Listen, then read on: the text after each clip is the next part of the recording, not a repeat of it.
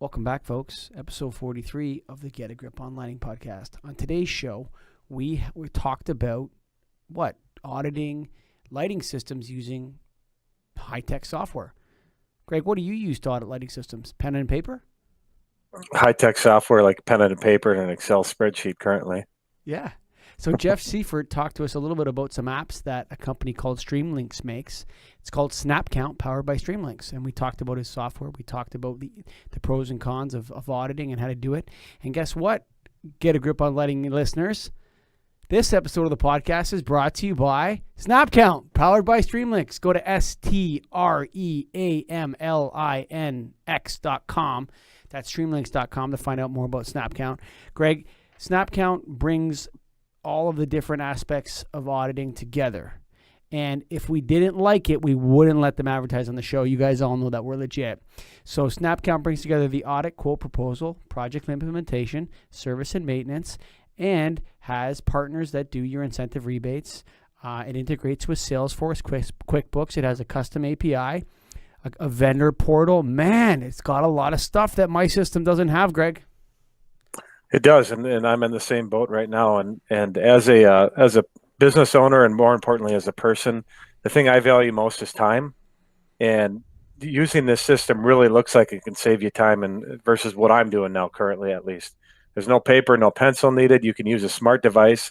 You can take pictures when you're on site of the material that you're going to be upgrading. You can take notes within that. You can automatically through the app. Right? Through the app. Take a picture. You don't have to load them in after.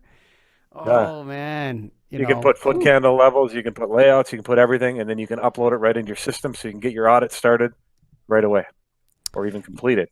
Oh, I mean, yeah, you could do it right there on site and email it to the guy before you leave. So go to StreamLinx.com. That's StreamLinx.com. Snapcount powered by StreamLinx. Man, you know what? I've been using my system for 14 years, Gregg. I still run Windows XP on some of my computers because I don't want to upgrade it, man. That's how might be time to get a grip, bud. It might be time to get myself into some Snapcount. We'll see what happens after this show. And always, you guys know that it's brought to you by the National Association of Innovative Lighting Distributors. That's NAILD.org, baby, nailed.org. But for now, we got Jeff Seifert of Snapcount on episode 43 of the Get a Grip on Lighting podcast. Welcome to the Get a Grip on Lighting podcast, Jeff. Hey, how you doing there, Michael? Doing well. Say hi to Gregg. Hey, Gregg. How's it going? Hey, good, Jeff. Thanks for coming on. Absolutely. Jeff, tell us a little bit about Snapcount. What do you guys do there? Yeah, Snapcount's a digital platform for, we help retrofit LRCs. We help the green teams of distributors and ESCOs go out and audit, provide solutions, quote faster, deploy their projects with less time and energy. So really we're providing them to win more projects at a lower cost of project development. That's the start of it, and we're adding elements of an ecosystem where partners can work together in a digital way, a digitally engaged way. And we just made some announcements at Light Fair, getting partly into the supply chain portion for that market segment. So yeah, there's a lot going on right now. Tell us about the supply chain portion. Yeah, we introduced at Light Fair in May something called Snap Source, and what it does is it provides a platform for our customers to tap into a global database of manufacturing parts. If you rewind the clock 10 years ago, you guys know this better than I do, and you're walking through a building, every lighting contractor we talk to, they have every fixture memorized, both the existing and the proposed, and down to the part number, every darn last part of the SKU. And that's not possible anymore because with the solid state lighting and LEDs, it changes so fast. The product cycles are so short. So we're working with the manufacturers directly to get a solid source of that data into a database that our clients can quote and then ultimately order directly from the platform and provide visibility into that entire supply chain. What manufacturers are you? You go ahead, Gregg. Yeah. Well, we just announced this, so it's rolling out this fall. I don't have announcements yet, but we'll let you guys be the first to know who's on that list. We're working with right now top 10 But also, what's important is that we take feedback from our client base. We have over 4,000 users right now, a couple hundred companies, and most of them are retrofit focused. And so really the feedback, the list of manufacturers comes directly from our clients. So do you have the existing products database in there as well, like 2-lamp, 4-lamp T12 troffer or whatever, or is it just the new products that are in there? Well, we do. What we provide in our platform is kind of a starter kit of the existing technology. I don't know if you guys are familiar with kind of the Deere's list. It kind of was modeled at First Energy years ago, and it seems to be what many of the utilities appreciate in terms of lamp codes and fixture codes. And most of our clients are using that platform. They can certainly customize it. A lot of the big ESCOs have their own nomenclature that they want to implement, and we can do it either way. And it obviously derives wattage and everything else, ballast factors. But we do have a starter kit of existing fixtures, the top, X number of what they encounter. What's the number you have? I don't know the exact. It's in the thousands. If you look at all. Is it in the tens of thousands, or is it in the thousands? Yeah. Well, I think if you put attributes on there, it certainly could if you did all the permutations. Because the builder actually lets you build out all the technology, lamp code, fixture. Is it recessed? Is it et cetera. So it has all the attributes to it as well. Why would someone want to edit the content of an existing fixture? Because at that point, when you're going to change it, what do you care about the nomenclature? It's a 2-lamp T12, 4-foot, 8-foot, whatever it is. Well, that's a great question. That is a great question. I think, we have a lot of veterans of the lighting industry, as clients, and, some of them have created their own way of scoping things out, and they're just more comfortable with their own nomenclature. So that's typically why they'd want to add one. I mean, every once in a while you run into something decorative or, explosion proof that's not typical, and so obviously you'll need to override the defaults. All right. But yeah, it's a great question. Sure. Yeah, maybe if you break down the process from the start to the finish of this and how it works. Sure. So in the past, people would take a piece of paper out to the field. They take a camera and walk through the building. They might have a blueprint, in one hand. They'd have a light meter. So instead of doing that with paper, pencil, disconnected photographs, they take an iPad out or an Android tablet, and they can pull in, whether if they're doing outside work, they can take a Google image map, drop pins on it. They can take the internal floor plan of the building and drop pins on it, and it pulls up a detailed list. And you can specify what fixture, what the operating hours are, the ceiling heights, how it's mounted, any existing controls. Would I need a lift to retrofit this space or not? I can take foot candle readings. And the idea here is to get you quickly through the building. Obviously, sometimes you're with an engineer who might be hurrying you through the space, and be able to digitally capture everything in a very detailed way or not detailed way, depending on what the scope of your project is. And then once you have all that data collected, it's just a push of a button. All that data is synchronized to a cloud-based system where you can start putting solutions on the space, as well as calculating all your energy savings and maintenance savings, HVAC savings. You can look at controls and labor, and then provide a very comprehensive and compelling proposal for the customer to move forward on. Do you get revenue from any other source other than software users, like the users of your software? We don't. One of the things we're very adamant about is that we want to be the helper of a marketplace, not a market player. We have no interests in manufacturers, distributors, contractors. We are a platform that helps optimize. Because you guys have you guys would have been able to compile a lot of valuable information that would be valuable to other people other than the people that are using it. Sure, that's correct. No, it is, and our agreement with our customers is their data is their data. Now, we do have methods, especially when it comes to SnapSource, where normative de-identified data that is helpful to the industry can be leveraged. In a case like this, so let's just say that a manufacturer who supplied their parts into SnapSource wanted to do some forecasting. Well, they can see from the very time the number of high bays that were audited in a certain region of North America. They can start to get a sense of what the demand cycle is coming down the path. Can they drill down further into that? Well, they can drill down to it, but there's only so far they can drill. One of the things that we've had to, we've gotten feedback from our clients is, as you guys know, the routine is that if I go to my agent to get maybe an SPA or a special price, they're going to ask who the customer is, and a lot of the contractors are paranoid about that. I just lie. I just lie to those people. They deserve to be lied to. That's exactly what they deserve to be lied to. It's like, what's the job name? Okay, buddy. Yeah, right. Yeah, Premier Lighting is the job name. That's what I tell them. Premier Lighting. Yeah, right. Well, that's exactly what happens. That's exactly what happens right now. I mean, that's how, and everyone knows it. And, you ask a stupid question, you deserve to be lied to. Exactly. Okay, I just did all the work to go develop this deal. I knocked on the door. I developed it. Sure. Right. So who can't understand that? Right. So lots of people can't.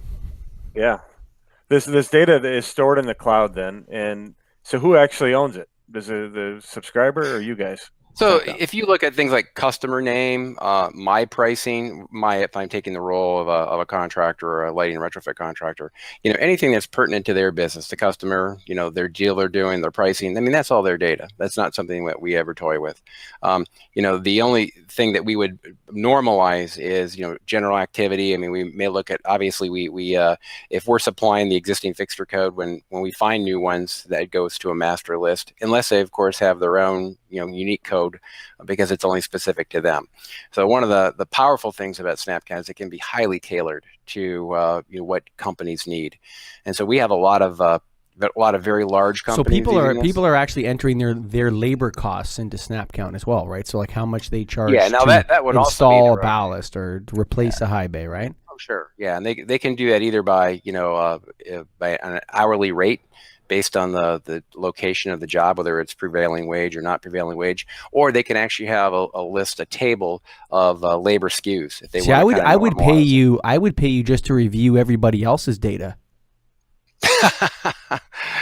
Yeah, I would actually. Yeah. I mean, I hate to say that, but I think Snapcount's more valuable to seeing like an average labor cost by geography or something like that, and identifying an area where people pay a lot to do lighting work. And I mean, I see, I hate to say all this, but to me, the back end data is way more enticing to me than the front end use of the system. Would you be willing to share to get? No way. Oh yeah. Right. No way. No way. I mean, that's the idea, is that especially if you knew it was de-identified, right, and you just wanted to get and we do have programs where if people are against give to get, if you want to share, we'll give you a scrubbed up, normalized view of things. We have not gone down the labor path because it just varies. It's so variable, depending on who the company is, what their deal is. Are they national? Are they local? How do they go about labor? Labor is one of those things. It's so. So this is a Get a Grip on Lighting podcast. It's not exactly about Snapcount. I'm going to go off topic right now with Gregg a second here. Jeff, give me a second. Do you remember when we used to get those awesome PAR reports from Nailed? Yeah. And if you participated, and everyone was so nervous about participating, and only the people that participated in the PAR report got the information. But when you got it and you saw the different averages of what people were paying different people and top guys, and how much their gross profit was, and what their net profits were on average, and the owner's take, and all this kind of thing, those reports were unbelievably interesting. Did you agree with me on that? They were. Greg? Yeah, they were. Did you guys share for those reports? Yes, our association do. Yeah, right. And if you didn't share, you didn't get. Right. So then, how accurate is the data when you do that? Because not everybody shares. But it was nice to have, but it was a small sample. I guess at what point in time does it become statistically significant, right? I mean, if you look, not that if you would look at polling numbers, not that they're always accurate, obviously, but I mean, they only sample a relatively, at least seemingly small, group of the population. They have no idea who's going to win elections anymore. They have no idea. Right. No, seriously. I mean, first of all, depending on the type of people that answer a landline. So like people that are like left wingers are more likely to answer a landline phone than right wingers. And then you have like people that are on this side of the spectrum are more likely to answer questions to a pollster than the people on this side. So they're always skewed. But we're off topic. But the point is that I like your back end data better than the front end data. Are you guys considering doing something like that, offering that to your users? Well, and ultimately, it all starts with the customer. For us, we listen to our customer, our marketplace. We want to provide them things. Our purpose for existing is to empower energy optimization, and we're not talking about kilowatt hours. We're talking about the human energy that you use inside of your workflow. There's a lot of waste when we look at the retrofit industry. I mean, paper, pencil, re-entering things 6 different times on a current project. The client tells you to move this, cut out the west wing. Let's try that LED. Let's drop the controls. I mean, there's a lot of back and forth, and we're trying to really help revolutionize that workflow so you can go out and go after more projects. I mean, it's a ripe marketplace. How old is Snapcount? How old are they? We started in 2011, and we wrote out our first version of what's now called Snapcount in 2012. But the work behind this had been done, years before that. We had a kind of a ERP type application. We merged one company that had big data analytic experience with a company that had a workflow management system, brought in those digital assets, and we were out to be able to get a product to market, that was comprehensive and workable very quickly. Is it a private company? We are a private company. Yeah, we're self-funded. Are you profitable? We are profitable as well. How many people work there? We're just shy of 30 people right now. 30, okay. So, and how many of those are software developers? Close to half are software developers.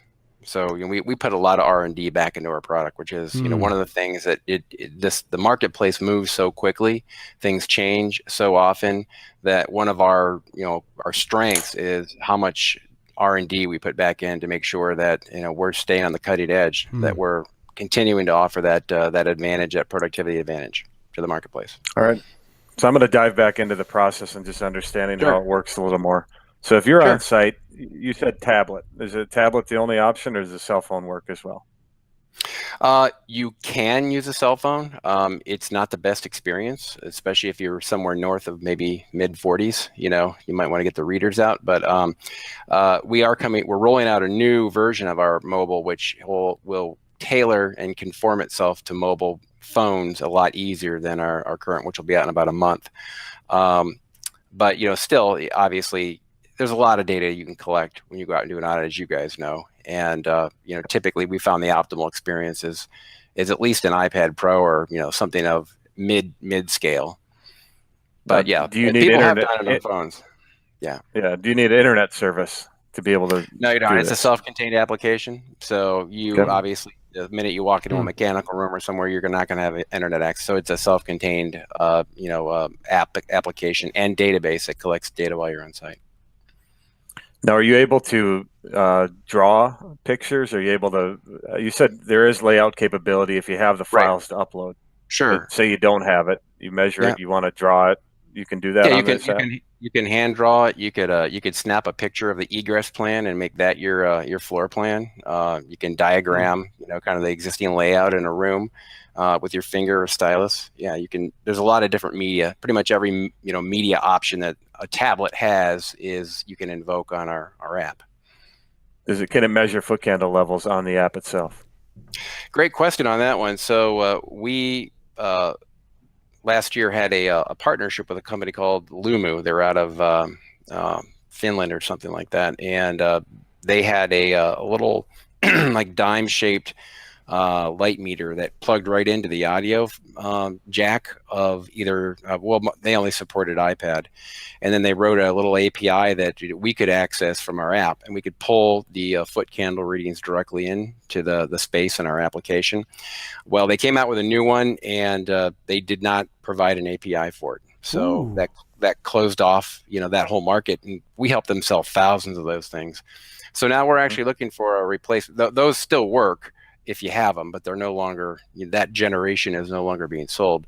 We're experimenting actually right now in our labs with using the commodity cameras, on the mobile device itself. And obviously, if you're looking for, extreme precision, you're going to need to take your spectrometer and get those light readings.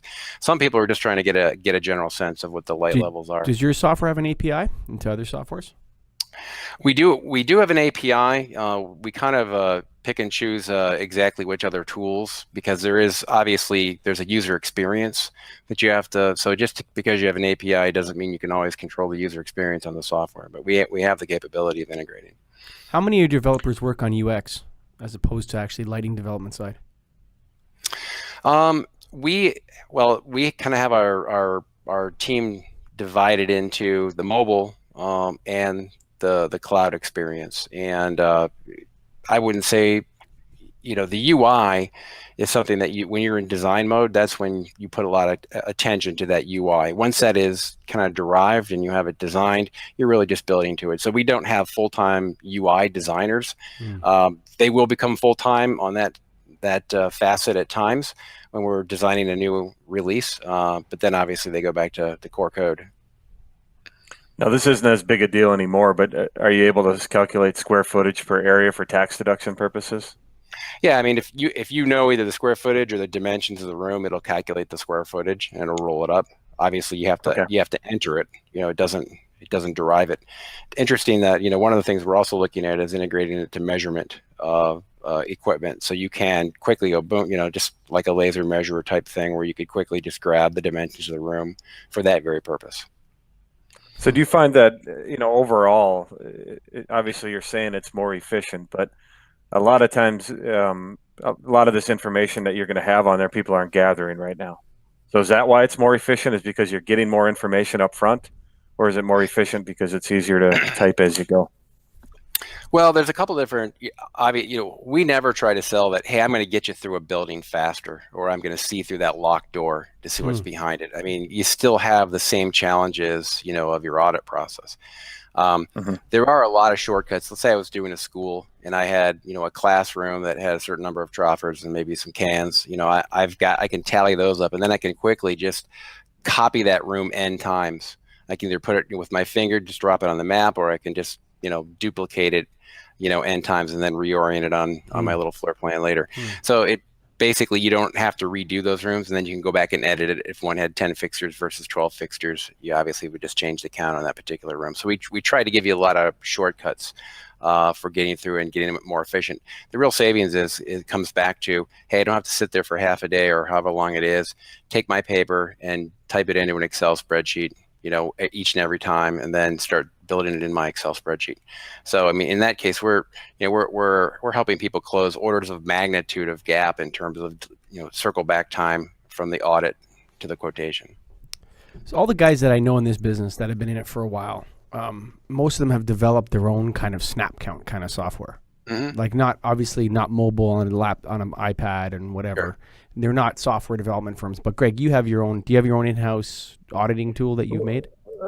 Well, we're talking proposal. I still handwrite my audits, but once you then turn it into a proposal, that's our own tool. Yeah, so we have it's a desktop computer. So we actually still run Windows XP on some of our computers because it's written in Excel 2002 with an Access database, and it works fantastic for us. Right. But yeah, we're still what I do is I just go out and I do an email to myself of all the stuff in the building with all my notes. I email it to myself, and then I sit down at my computer and I put together a proposal. How many people have you converted from in-house systems to Snapcount? Because if I was new in this business, I'd do a Snapcount kind of thing for sure. Right, sure. But our tool, although it is a legacy tool and uses old software, is pretty good. It's really pretty darn good, and it's built custom for our environment and so on. So. Yeah, we've encountered a lot of people that would rather fight than switch, and that's fine. Eventually, they may change. No, but we've converted a lot of people when they really start to look. And we have a little, ROI value proposition that we go through and calculate the time of what it takes to re-enter data and then change it again, and it's pretty significant. It really comes down to then you've got all your project data living in these separate computer files that could be in your email inbox. It could be on a G drive. Sure. We have tons of data silos. We have data silos, and where it's like one's here, something's in an email or whatever else. But the other issue too with this is, I think it would be hard for us to structurally reimagine how our proposals should be laid out because we're so used to a certain way of doing things. the way something should look. Does that make sense? Sure, what I'm saying sure. to you? The way our proposals look kind of it has a certain resonance with us, and Absolutely. we've been doing it for so long. I'd hate to like take those guys that are working in that and have to change them. How do you overcome that? Or is that something that you have to overcome in order to switch to Snapcount? No, that's a great question. So oftentimes, an old sales trick is, hey, let's be the same before we make you different, right? And so one of the nice components of Snapcount, it's very pliable. So we can say, do you want us to make the output of Snapcount look exactly what you're producing today? We can certainly do that. And so there, you're not out of your comfort zone. You know how to sell the proposal. Everything's right where you wanted it to be. And then eventually you can say, well, wait a minute, maybe there's, I see some of your stock stuff. You get these cool infographics that tell a story. Maybe I'll incorporate one of those in my my standard template. And so slowly they might start changing the way that they look. Because they want to look a little bit more modern and maybe change their process, but they don't have to. If they like a format, they can keep their format. Have you integrated with rebate programs? We have. We about a year and a half ago, we partnered. Well, first of all, we thought, gosh, a lot of our customers are asking for it. Almost every project is seeking rebate, assistance. It's a great, sales promotion component. We thought about actually building our own, and when we tallied up how many FTEs and knowledge we need, we just didn't have. What's an FTE? What's an FTE? Full-time equivalent people. Okay. People. So one of our customers turned us on to a company called Incentive Energy. They're out of Pittsburgh, and we created an API in a partnership with Incentive. They keep a central database of all the rebate programs in North America. So they're working with them because they also do fulfillment services. They also scrape the screens when things change. It's been very, very accurate, and so our customers can, at a click when they're working with their proposal, just pull those rebate estimates directly into the proposal digitally. So after you input the information, I assume you don't have to necessarily put your selection in on site. You just can input the information and then you upload it. Is that how it works? If you don't have internet? When you're doing the audit, yeah, absolutely. You go through and you just tally up all the fixtures, the counts, the layout of the building itself, and then when you're done, you can you're at Starbucks, you're using your LTE connection, you're back at the hotel, you're back at your office. Just you hit a button and it synchronizes it all back to the cloud. Is it subscription based? I assume it's a subscription that you. Yeah, it's subscription. It's kind of like Salesforce type of subscription model. So that's how we're monetized. Is it something you have to sign up for a year, or is it a monthly fee, or how do you guys manage that? We look for annual agreements, and then obviously our thing is, hey, we have to earn your business every year because you have an annual opportunity to let us go, and so we need to make sure that our customers are adopting, they're engaged, they're getting use and productivity out of it, so it keeps us on our toes. How many pages? How many pages is your user agreement?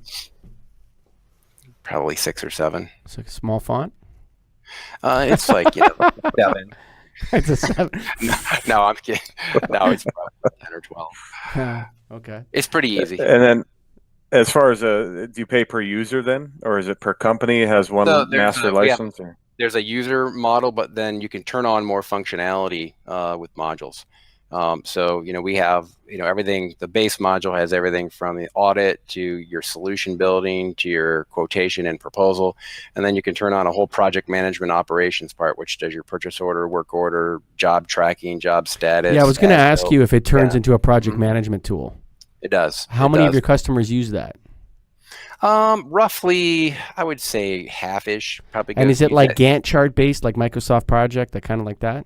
No, it's not super Gantt chart based. It's really it kind of works as kind of a working live as-built document. So as you walk through and you start to complete the job, you can say, well, this room had 10. Well, the guy, the auditor miscounted. Now it needs 12.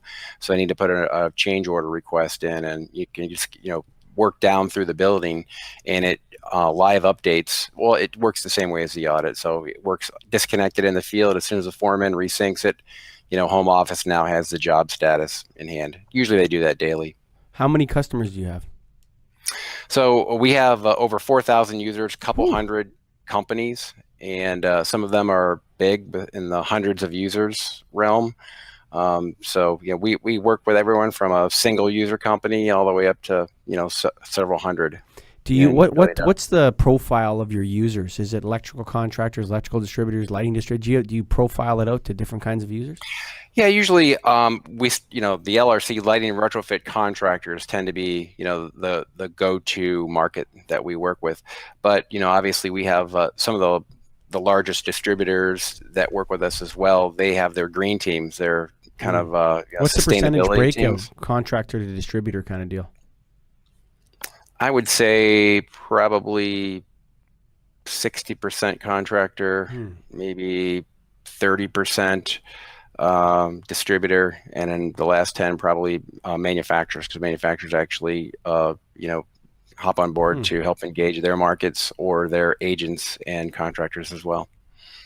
So when you get a subscription, do you have the auditing tool and the proposal tool comes with it automatically? Correct. Did you say you pay then for the project management, or is that all included? that's a different module you can turn on. You can turn on the project management component. Now, some people are, that it's a lot of technology because there's a lot of functionality, and usually people walk before they run, and change one thing in their business before they go to change another thing, which is the preferred way of doing it. You don't want to take on too much at any given time. Does it have scheduling and multi-job scheduling and stuff like that in the project management tool, or is it just one at a time? It's not super sophisticated on the scheduling part in terms of like crew scheduling. Yeah. So most people have a master schedule, but by job number, they can pull up all the details of the job, and they could obviously assign it to whatever crew they're working with. But the actual scheduling of the crew itself is something that you would need to do separately. So I assume everybody who uses the auditing tool also uses a proposal tool? I would say about 95% do.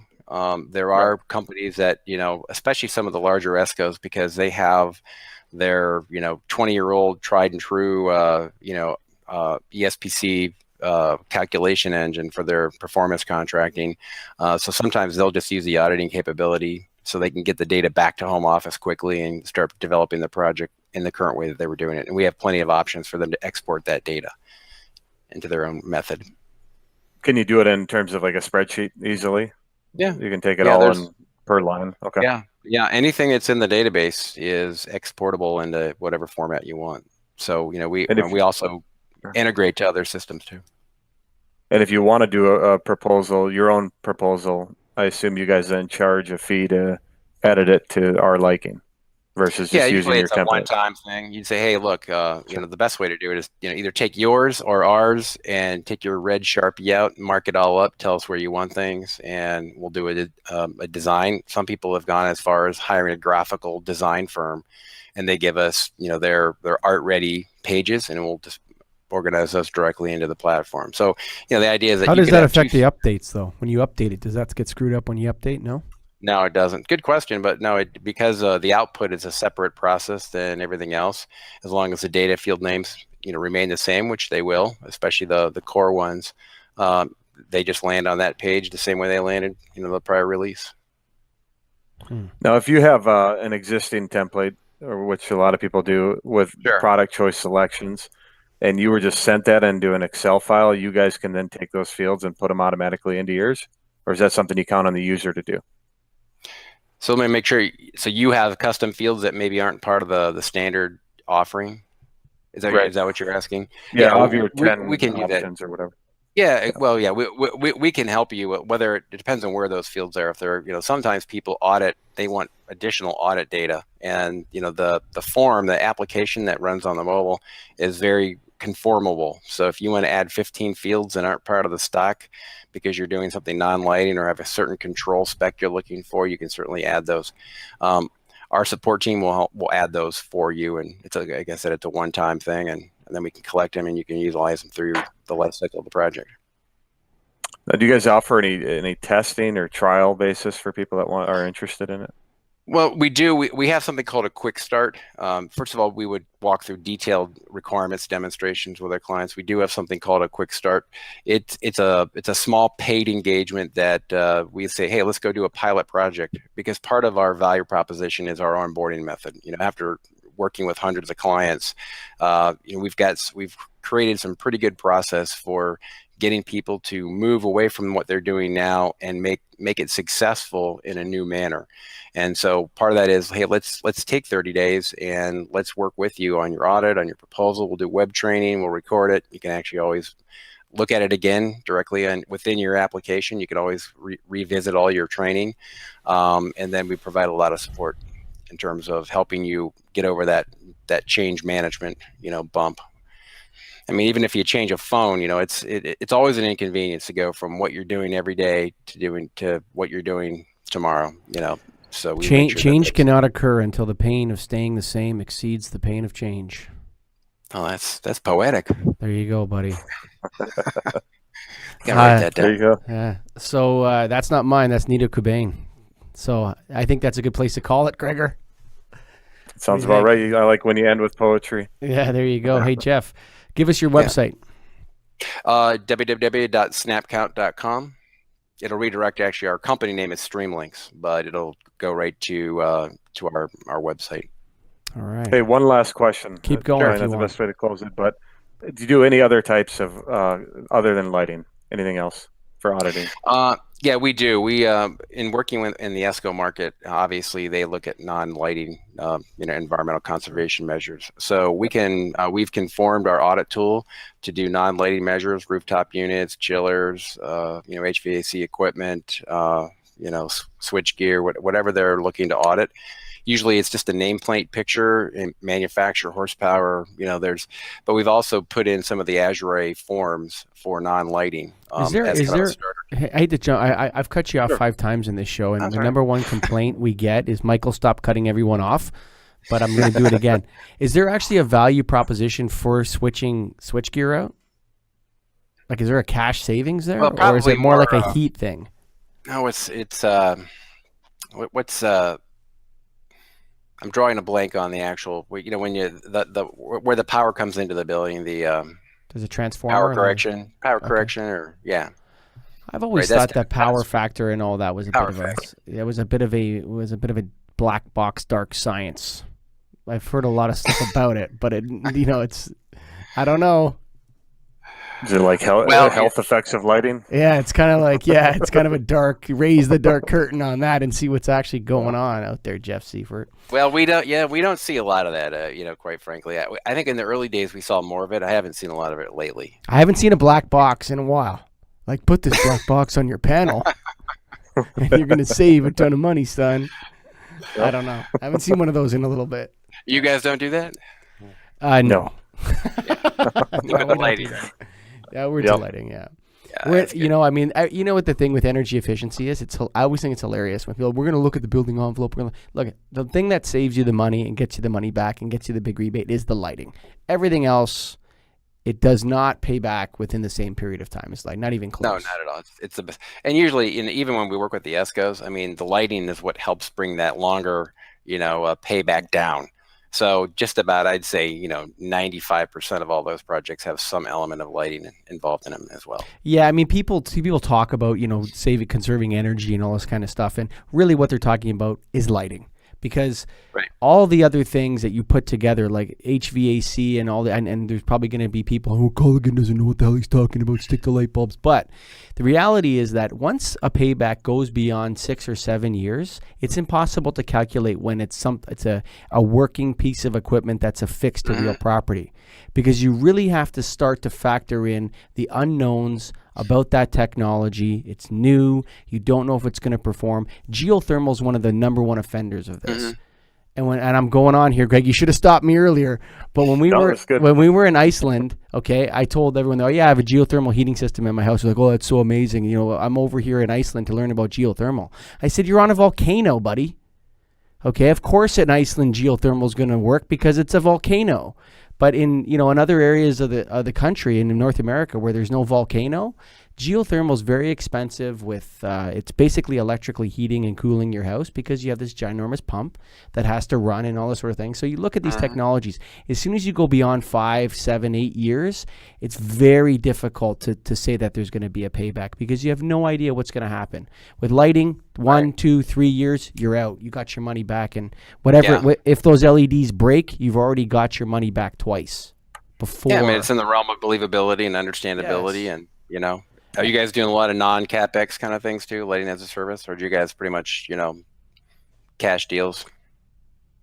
Yeah, Greg? not a lot of those. I mean, there's financing, but not lighting as a service. I've done a at this couple. point. I've done a couple shared savings where I've proved the energy savings to the client and took a piece of the savings and got paid a lot more because of that. Where I said, okay, instead of doing this, I'll take 70% of the savings for 2.5 years or whatever, and proved it to them and got more money than I would have gotten if I had have just taken the cash. But I find most customers, they just want to pay. Yeah, well, we also find out is a lot of people, they say they want to do that, pay over time. And when you show the savings, they're like, well, wait a minute, he's willing to put his neck out on that deal. Okay, I'll just pay cash. Here's That's check. a sales tool. Yeah. There's financing and the shared. 99% of the people, it's just a tool to help sell them on it. Yeah. Exactly. Do you guys do much in the way of the non-energy benefits? There was a Jones Lang LaSalle report, the 330-300. Have you heard of that one? Where the tenant will pay $3 for energy, $30 for rent, and $300 labor. So to the extent you can prove productivity with LEDs and controls, that's a bigger winning proposition almost than just a pure energy savings. The only time we've seen on this show, so we've interviewed a lot of people that have talked about the health effects of lighting, circadian photobiology, and then, other things. The one that there's a podcast coming out that's going to come out before this one where it talks about how the general lighting system also participating in disinfecting surgical rooms and other types of hospital rooms. That's where I think that's a legitimate case of 330-300. Other than that, what we've seen on this show and what I've seen from my experience is a lot of smoke and mirrors. A lot of people talking some tough talk about, the health effects and this and that. And we've interviewed experts, and the experts say it's undecided. The other thing is that with the health effects of lighting, I think there's a lot of misinformation between okay, we're gonna blast you with 120-foot candles inside your office of artificial LED light, but when you go outside, make sure you put on your sunscreen and your sunglasses. Right. It's which one is it? Yeah, that was funny. It is. So you're not gonna hang your whole sales campaign on that No. 300. No. Well, here's the thing: if you want to talk tough from the ivory tower, right, which is where a lot of these people are. Gregg and I stand in front of customers every day, and we have to look these people in the eye and say, hey, if you give me $200,000 or give me $100,000, and for me to say that, this is going to improve the morale of your troops, or this is going to, do X, Y, or Z, or produce productivity gains, or track how many people enter your store. I mean, a lot of this stuff is really in the early phases, and people that are actively selling it, I would question whether they have anything else to sell the customer. Right. Well, I mean, obviously, right. I mean, you got to find out what's important to the customer, right?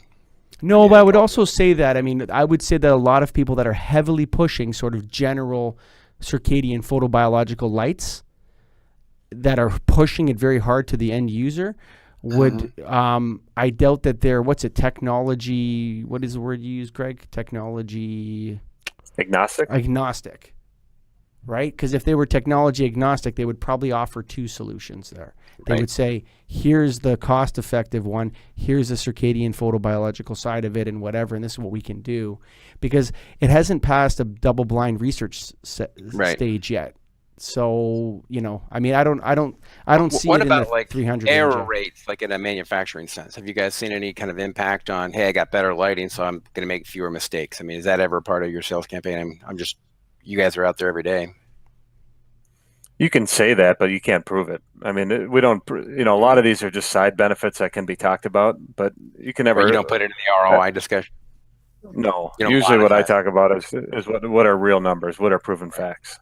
So here's the deal. If your current load on your lighting panel is 100 and we do this system, we can do a spontaneous load test before and after. And after it's going to be 40. Right. Right? That's true. And then however many hours you use it for, that's your kilowatt hours. Right? Right. So, it's like you can get into some hocus pocus stuff with people and, hey, what Kelvin temperature is right, Gregg? Which one's the right Kelvin temperature? The one they want. Exactly. Right? I mean, at the end of the day... You haven't practiced this bit before, haven't you? No, we never practiced anything. No, but I mean, a lot of that stuff is, you're kind of getting into opinions. You're kind of getting into Right. The biggest thing in the lighting industry from the day when I was in it, 2000 or whatever, was the health effects of lighting. Using lighting for something other than making claims of something other than this is the light level you have and this is the energy it uses.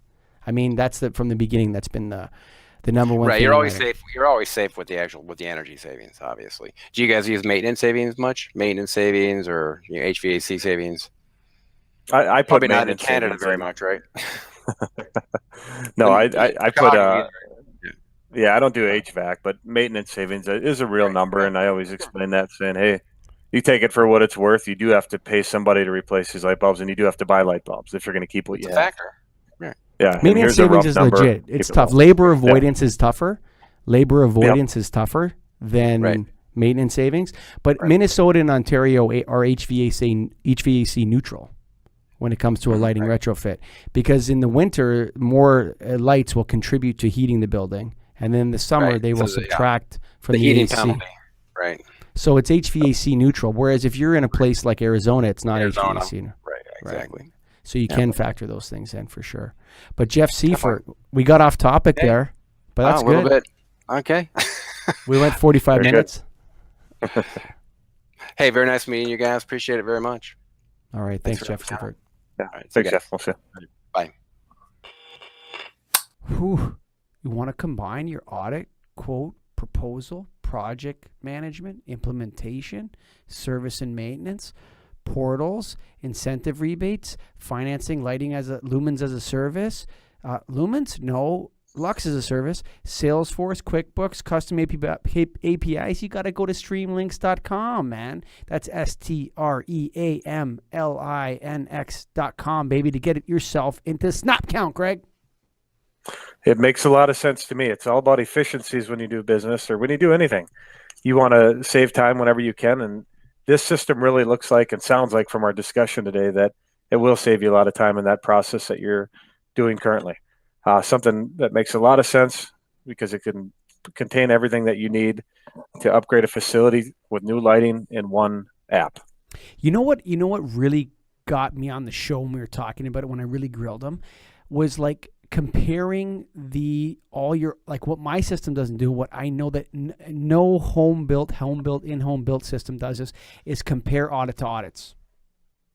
Automatically. Like comparing information from various audits and what you're doing. Hey, how many 2x4 lights have I audited and then retrofitted this year? You have no way of knowing that without pulling out Excel sheets and starting to count stuff up, right, Gregg? Or looking at inventory and stuff like that. Like Snapcount provides you with all kinds of really awesome information.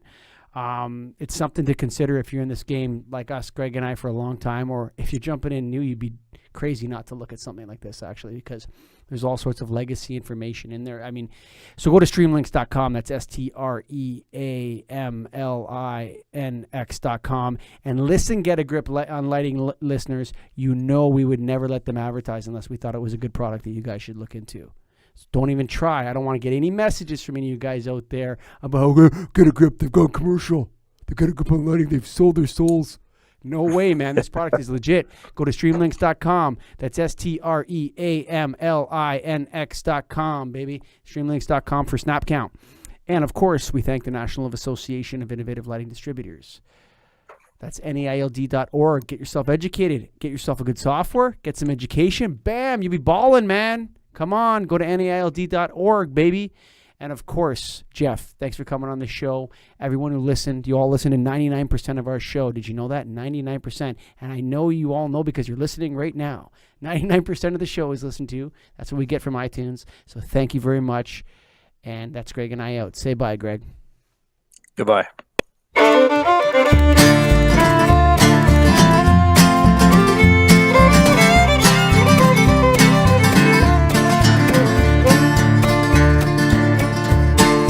Written on the rectory wall, there's a sign there for all. You are lost, Lord is